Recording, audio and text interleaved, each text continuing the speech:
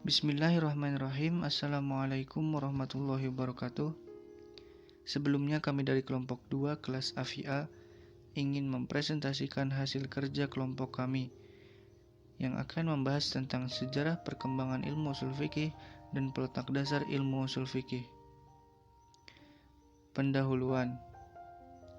Sebagaimana ilmu keagamaan yang lain dalam Islam, ilmu ushul fikih tumbuh serta berkembang dengan tetap berpedoman pada Al-Quran dan As-Sunnah.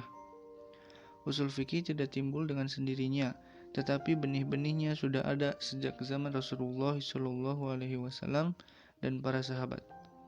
Pemikiran hukum Islam mengalami perkembangan dimulai dari zaman Nabi sampai kepada para imam keempat mazhab.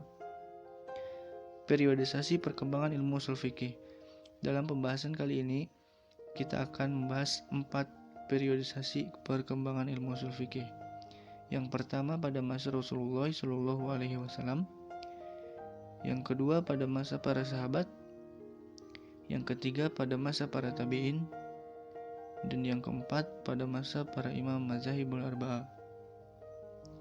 Pada masa Rasulullah SAW, pada masa ini seluruh permasalahan fikih dikembalikan kepada Rasul. Pada masa ini dapat dikatakan bahwa sumber fikih adalah wahyu Allah Subhanahu wa Ta'ala. Namun apabila wahyu yang berkaitan dengan permasalahan yang ada belum turun, maka Rasul akan menentukan persoalan hukum tersebut atau yang sering kita sebut dengan sabda Nabi atau as-sunnah. Jika kedua sumber tersebut tidak ditemukan, maka para sahabat dapat berijtihad dalam menentukan persoalan hukum tersebut. Ketika para sahabat dihadapkan pada suatu persoalan hukum yang ada, kemudian mereka mencari jawaban kepada Rasulullah SAW, maka hal tersebut bisa dikatakan dengan metode memecahkan hukum, tetapi hanya berbentuk dasar atau prototipe, belum ada kajian ilmu khususnya. Pada masa para sahabat,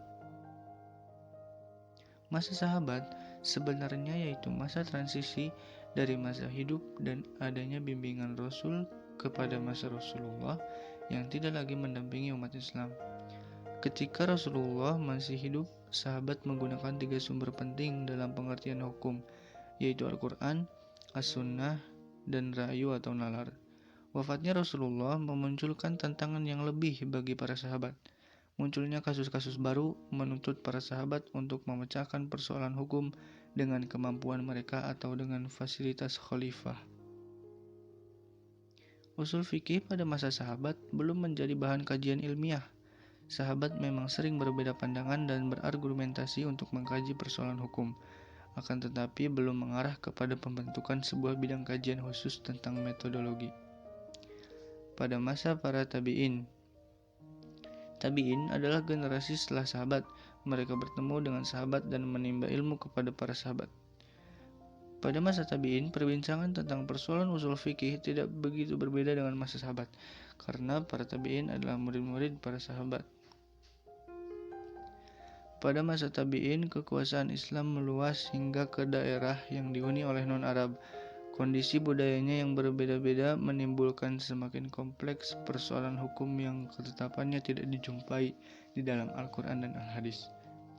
Karena itu, ulama yang tinggal di daerah tersebut melakukan ijtihad mencari ketetapan hukumnya berdasarkan penalaran mereka terhadap Al-Quran dan Al-Hadis. Selanjutnya pada masa para imam mazahibul arba'ah. Pada masa ini menjadi kejayaan ilmu ushul fikih. Imam Abu Hanifah contohnya, beliau meletakkan dasar-dasar istinbat hukumnya dengan urutan dalil yaitu Al-Quran, Al-Hadis, dan fatwa sahabat dengan mengambil apa-apa yang disepakati oleh para sahabat dan memilih fatwa di antara para sahabat ketika para sahabat mengalami perbedaan pendapat. Imam Abu Hanifah juga menggunakan metode qiyas, metode istihsan dalam menentukan sebuah hukum. Karena Imam Abu Hanifah hidup di daerah Irak, maka cara berpikir Imam Abu Hanifah ciri khasnya dengan menggunakan pola pikir, akal, atau logika dalam menentukan sebuah hukum.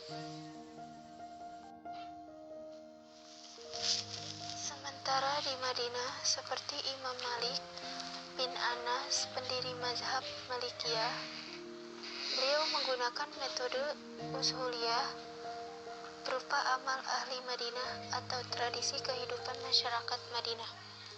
Jadi, menurut Imam Malik, tradisi yang hidup di masyarakat Madinah dapat menjadi rujukan ketika akan menjawab persoalan. Karena Imam Malik hidup di Madinah, maka ciri khas cara berpikir Imam Malik adalah mendahulukan hadis dibandingkan akal.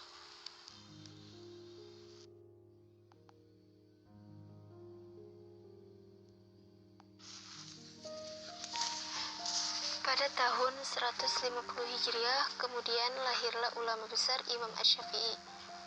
Beliau hidup dalam kondisi keilmuan yang sangat kondusif dan masa perkembangan fikih yang begitu hebat. Pada masa Imam Asy-Syafi'i muncul beragam pendapat tentang cara menentukan sebuah hukum, dan keberagamaan itu membuat posisi Imam Syafi'i beruntung karena Imam Syafi'i kemudian mensistematisasikan pemikiran-pemikiran yang beragam itu menjadi sebuah ilmu khusus yang kemudian disebut dengan ilmu usul fiqh. Walaupun pada masa sebelum Imam Syafi'i hidup, ilmu usul fiqh secara praktis sudah diamalkan, tapi secara teoritis belum dibukukan sama sekali. Baru oleh Imam Syafi'i, ilmu usul fiqh itu dibukukan dalam kitabnya yang berjudul Risalah. Setelah Imam Syafi'i, muncul ulama besar lainnya bernama Ahmad bin Hanbal. Beliau adalah murid dari Imam Asy-Syafi'i. Dalil-dalil yang disusun Imam Ahmad bin Hanbal dalam menentukan sebuah hukum adalah Al-Quran, Al-Hadis, Ijma', Qiyas, Istishab, Maslahah, Mursalah. Dan pada masa itu juga terjadi proses kodifikasi untuk pembukuan ilmu usul fiqh yang mana karya-karya ulama pada periode itu masih dapat kita baca. Ini gak masa sekarang seperti kitab Al-Ihkam fi Usulil Ahkam, Jam'ul Jawami, Irsyadul Fuhul, dan Al-Burhan.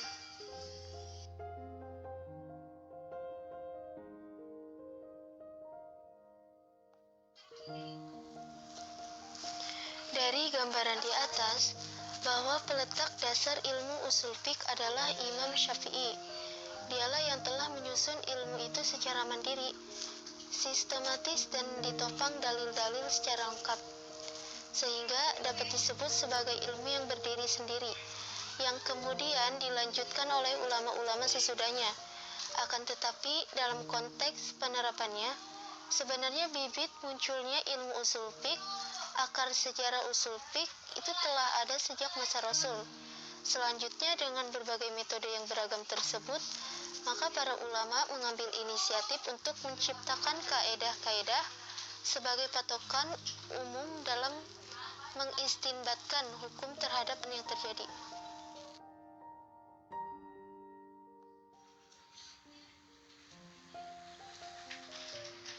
Pada akhirnya, Imam Syafi'i lah yang telah membukukan kaidah-kaidah tersebut dalam kitab risalahnya pada abad kedua Hijriah.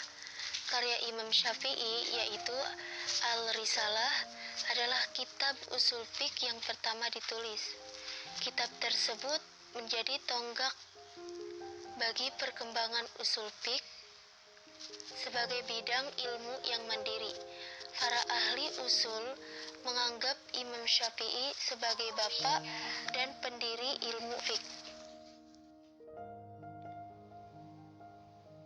Sekian dari kelompok kami, kurang lebihnya mohon maaf. Wassalamualaikum warahmatullahi wabarakatuh.